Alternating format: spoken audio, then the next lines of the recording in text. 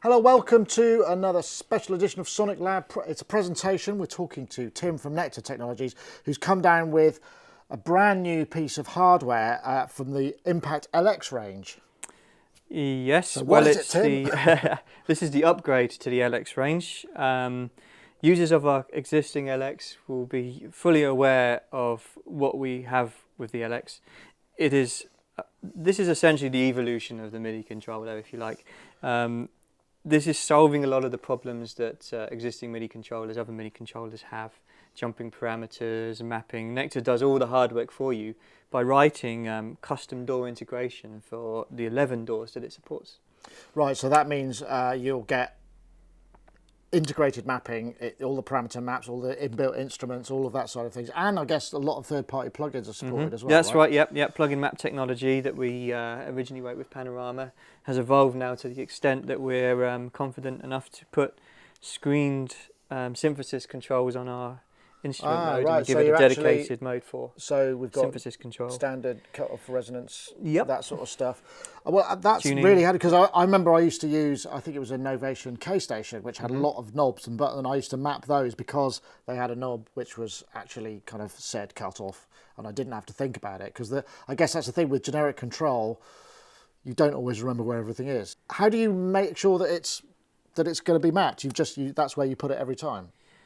Yes, our plug-in map technology is able to identify, where these dynamic parameters, where these direct parameters should go. Of course, it's not based. The key is we're not limiting it to 8 controls. That's not enough. Not enough at all for any synth really. Even with generic pages that you can scroll through, you want to have a volume control straight away. You want to have your envelopes alongside your cutoff and your resonance for your filter so you can adjust all of those parameters. And of course the great thing about synths and the reason that we all love them so much is because you can grab a controller and know what you're doing. That's music. That's a musical experience. And MIDI controllers, historically are not that musical. You have to program everything first before they become musical, and that kind of kills the enjoyment in some ways. Right, so you're trying to make that kind of connection more direct and more immediate. And Exactly. what about the keyboard and keypad? All exactly the same? Well, so for the LX49, the obvious difference is, of course, your different pages for these new synthesis controls. You've also got pads with 4 LED colours. The pads themselves we'll come to later because that's a whole new technology. It's not just the LEDs we've added, it's a whole different technology. It's incredibly sensitive for finger drumming in particular. And then the keybed it's a bit more of a subtle difference, but we've put work into improving the velocity, particularly at the low end, so the dynamic range has increased. And you're getting a very dynamic keybed for this price. So if you play softly, you get more vibrato. I can hear that, yeah. And if you play harder, you get a more full sound to your strings, if you like. That's a nice string sound. What is that? Is that just an internal Bitwig patch? It's built with Bitwig's instrument. It's 4 polysynths, 3 octaves worth of strings basically that I built. Are you able to then control the individual layers with the synth parameters of something like that? You can. So the way it works, I'll just turn off the scenes. We'll come back to that part in a minute. But you can see here we've got 4 layers in the string patch, and I can access each layer selected from the pads. And then I can, let's go to a more obvious sound. So in this one I've got 3 different, this is actually just a Bitwig patch. This is Big Saw Trio ARP for anyone who wants to try it at home. This is your sound, and then you can straight away select the synth. The individual synth within that layer that you can then modify with the synthesis controls. Right, oh I see. And then can you access, presumably you can use this side to be like faders and levels of those individual synths or the envelopes? If the synth is standalone, then of course you've got ADSRs across your so you've got your a pair faders, of envelopes screen printed up here. In the case of a layered instrument like this, I can bring in individual layers. You've tweaked that within an inch of its life, I think, there too. There we go. Great fun though. presumably these aren't fixed. I mean, I noticed there's a default and there's a kind of commonality to the colour, but you've got user pages as well, presumably. Yes, so when you want to map user controls, it depends on the door that you're working in, but we've made sure that you can separate out those synthesis parameters and map your own ones. So this is akin to the existing LX49, where you may want to have the macro controls of Massive, for example, which wouldn't marry up to the synthesis screening. This is this is kind of where you can just map whatever you want and take it outside of the dedicated labels for the synthesis controls that we've mapped. And of course, with the other Impact, you've got different modes. You've got instrument and mixer mode, right, and preset and all those sort of things. And this is kind of an interesting part because it allows you to navigate around the DAW a lot more effectively. Yeah, I mean, we should say that the LX Plus comes with 8-track in the box. That's so, the Bitwig 8-track, Bitwig right. 8-track. It's a fully fledged door for free, which adds great value to the product, without a doubt. And all this integration you're seeing at the moment is coming. Is our custom integration for Bitwig. And yes, you can see when I press the mixer button that I can control my mixer, my different volumes, and I can control on instruments. I can go to my synthesis parameters and it shows me the device chain as I switch mixer instrument. You can get your device chain. And on the preset, you've got the macro controls for the presets inside Bitwig as well. So you can see that opens up and you get to control your macros as well that might be mapped in Bitwig. Right, so that's, I mean, effectively you've got an additional 3 layers that are just very switchable. Yeah. Okay, right, gotcha. With one button press. Yeah, exactly. Right, so there's a lot going on there. Obviously we've got transport control as well, but the pads are interesting because these look like they do a lot more than just, I mean, obviously you're using them to switch layers. They're doing a lot more than just that, right? Let's go to a pad patch. This will be a pad patch because it's gone orange, and that tells me that it's going to be a Bitwig device. And play. Now you can see that the pads turn yellow when they're struck. Now this is actually bi-directional feedback, so we're really using these 4 colours to full effect. If if you were to play that pattern, would the pads play themselves effectively? Exactly. If I press play, you can see the feedback coming from Bitwig, right, indicating where we are with it. Now. You've also got mutes and solos for each pad, each drum here. I can change the different level, mute it. You can see how it goes red for mute, and solo is green. So like I say, we use all 4 colours very, very effectively. I'd imagine in terms of if that was in performance, that'd be quite handy because you could break it down very quickly to like a bass drum or the hi-hat. It helps. It does help a lot. And the other thing is, if I go up, you can see on this patch I've got 16, but if I go to a drum kit that maybe doesn't have all of them mapped, if I go up you can see that they're blank because there's no samples on those pads, you see, and if I bank back down again I've got 8 again, so it only shows you orange if there's a live sample that you can actually trigger. So just going back to the pads for a minute and moving away from the door integration, because as great as it is, there's so much more to it. So I've got myself a drum track here. And I've got this applies to any door, not just integrated doors. You get this functionality. You've basically got 4 pad maps, and we use the 4 colours to indicate which pad map you should be controlling. And one of the great things about the existing LX49 that we've obviously used in this one too is the ability to quickly grab any sample or any note from the keys that might be playing and put that onto the keys up here, right? So the pads up here. So shift pad learn. That's one of the subtle differences because we didn't have the door. The door controls used to be shift functions on the LX. So because we figured that most people are using this, we're in the dedicated door environment that we've written for it. We put them as the main functions for the buttons. So now it's shift pad learn in order to get to pad learn. Okay, and then you choose the pad you want to map, and then you choose the note that you want to put on there. Okay, so. Then turn pad map off. Oh, that's really handy because I mean one of the things I always find with assigning patches, because it's great if you've got a lot of voices across the keyboard, it's very quick just to play it, but then to assign those to the pads you want is usually a sort of a bit of a head scratching moment, so that makes it much more immediate, right? Yeah, you're assigning notes, so why not use the notes that are there in front of you, you know? You often find the sounds you want down here anyway, don't you? So the pads have got backlight, they're velocity sensitive. Are they pressure sensitive as well? They're not pressure sensitive, but what I will say about them is they're incredibly dynamic. We put a lot of work into the sensitivity. I do mean it when I say this is new technology. You can see for finger drumming, you can see you can get a lot of variation and a lot of difference. So that's even if I'm on a DAW track. Even if I'm on I'm in DAW mode now and I'm still getting the feedback from Bitwig, you still get that level of control of the velocities and the dynamics. So the Impact is designed for a kind of USB connection to a host computer or device. I mean, we don't have physical MIDI in and out on these things, right? Yeah, this is predominantly designed for the computer-based DAW musician. You know, the DAW, and for these guys, the DAW is so important. This is your work environment, and the workflow is key.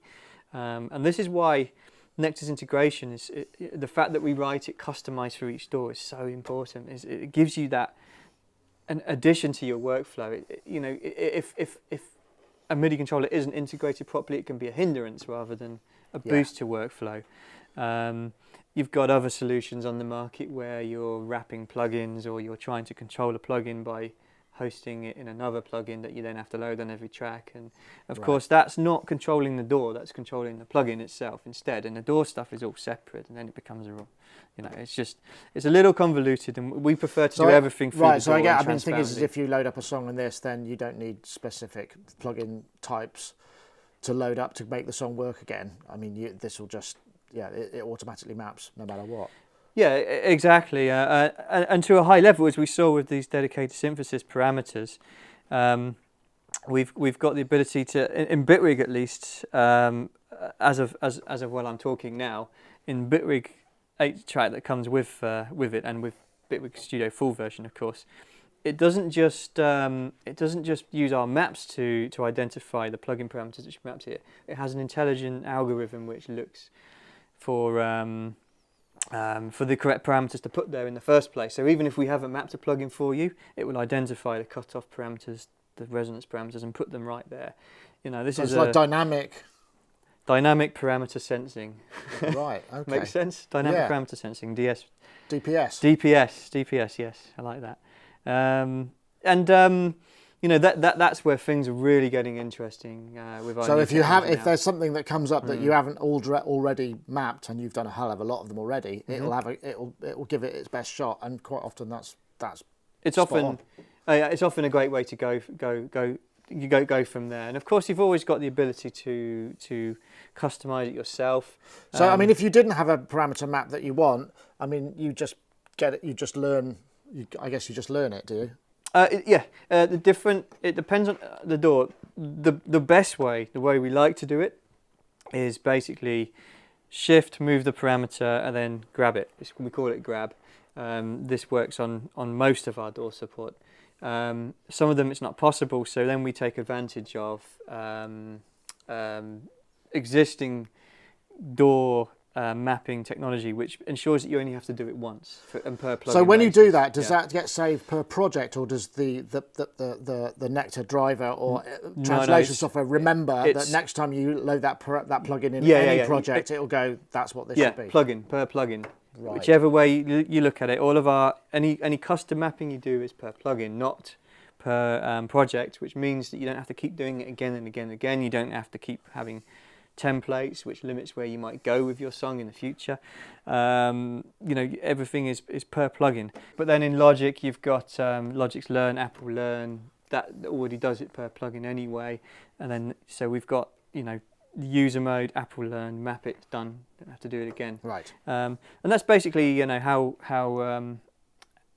you know, we see the problem and that's we okay deal for with AU it. or VST. It doesn't matter what it is, whether it's. That's the beauty of mapping through writing a custom protocol for DAWs. You're not bothered by what's at the other end. You just know that it's a plugin. It doesn't matter if it's integrated, if it's a Logic specific plugin, if it's an AU, if it's a VST. It doesn't matter. It's a plugin, and we can control any plugin that we see. Okay. So I'm guessing, you know, we've got a kind of early look at this. This is one of the very few available at the moment. When assuming it's not ready by the time this video goes out, or assuming it's not available in the shops, when's it going to be, and how much is it going to be? All those sort of things. Well, I think I said earlier that the LX49 price is maintained in dollars, so $199 for the 61 version, and $159 for the 49 plus that you're seeing This here. is $159. Yeah, there's a Wow. 25 and an 88 on the way too. It seems like it should be more expensive, but like I said at the start, this really is the evolution of MIDI controllers. It's no more expensive than it needs to be. You're getting really good functionality at a very cost-effective. It's a very cost-effective solution, so it's a good price. Yeah. Just to finish off, this is one of the great things about our integration is it tells you where you need to go in order to pick up, so you don't get any software jumping. We've solved that problem. Jumping parameters is not a very nice situation, and it's Can you disable that if you want? Because sometimes you might just want to go, I need to be there right now, rather than I need to go all the way down here and then back up. Sometimes for live performance, for instance. Yeah, not currently, not through the integration, not through the DAW integration, no. But it's a good request to have to look at. Yeah. 1 point to me. Stick that one in there. You can actually from on the DAW mapping aside. We've got what we call null, which can be on or off, so you can disable it. And null works by if you're changing presets, so you can still control the instrument and the mixer if you like presets. You can map them generically, and then as you switch between presets, null will prevent any movement, the control sending out any MIDI until it catches up from where it was last on that preset. So we're kind of solving the problem in that sense, generically for any DAW, not just for the ones we've mapped. But you do have them. And of course, you've got the eight faders plus the master volume, which is always nice to see. 9 faders for any kind of volume control. Well, actually, it's the selected track volume by default. Okay. So whichever track I select, it's going to pick up from there. You see, if I want to control the master volume, you hold down the modifier. The modifier mutes solos, so solo there, and mutes if it's not down. Right. So we figured, how often do you treat the master volume? I guess you've put a lot of effort into figuring out how to get the most out of, a minimal amount of controls, so you're not having to kind of overpopulate the panel, right? Exactly. Yeah.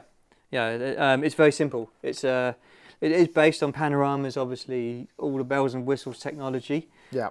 But this is much more simplistic representation of the kind of bread and butter controls you need for controlling your DAW. And that's why it enhances workflow. It's like a great enhancement, an addition for the tweaker who's using the mouse and comfortable with their DAW and their workflow. This is in no way going to hinder you. It's only going to benefit. Right. You see what I mean?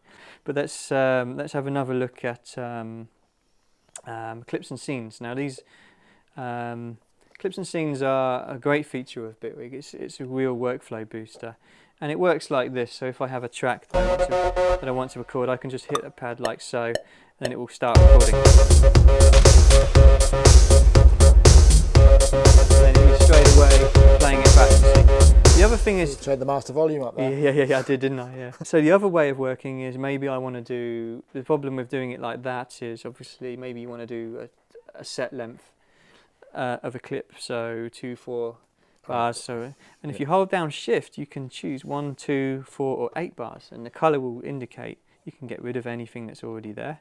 And you can then say I want a 2-bar clip there. That's an empty clip now, and I can just do a 2-bar clip. Right. And then you can build up your clips as you go, you see. Okay. And then so as you can see, you've got different clips for each track. So this is the selected track. These are your clips that are available. So you could almost imagine recording a clip of sound from any track into your pads. And then the scenes, when you trigger a pad, you can trigger all of those clips that are on there.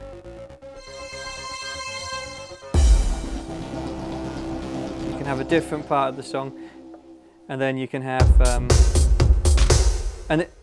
this is interesting. So it flashes at the tempo of the song as well, right? To show you what's to show you that it's playing, and you can customize the different colours that are there as well of scenes that exist, right? For your session, and you can store that information with the Bitwig session, the actual colours. So you could have pretty tight integration.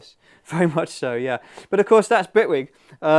the scenes also apply. The scenes are just great for workflow, because what you're doing there is you're navigating your song, different parts of the song with a pad, and that workflow can also be applied to a linear DAW. And this is once again where we're kind of, breaking down the barriers of MIDI controllers and doing something a bit new. So for Reason, you can control where you are in the sequencer with your scenes, and for Logic, you can control using markers. You can add markers with Shift Scene, and then you can move to the different marker. Right, so they're locate points. And it changes the loop points as well. So you get a similar operation to what you just saw with Bitwig there for Reason and for Logic. Other stuff, obviously, we'd like to leverage it in bit by bit, one at a time. But there's no reason that the scenes and clips have to be based on just a launcher-based application. Why not put it onto the linears? Tim, thank you so much for showing us. So this is available this month, July. Yes. In the stores? I hope so. And once again, this is available as a 49 plus, which, as you said, what, 159? 49 plus, 159.99 US dollars. 61 plus, 199 US dollars. Right, and also available, you said, as a 2588 on the way. Yes, the 2588 LX models already exist in the original LX, and we're obviously upgrading with the new integration and features for the LX Plus as well. Right. Okay, well, thank you very much for watching. That was the Nektar Impact LX49 Plus. Thank you very much to Tim for coming. See you next time.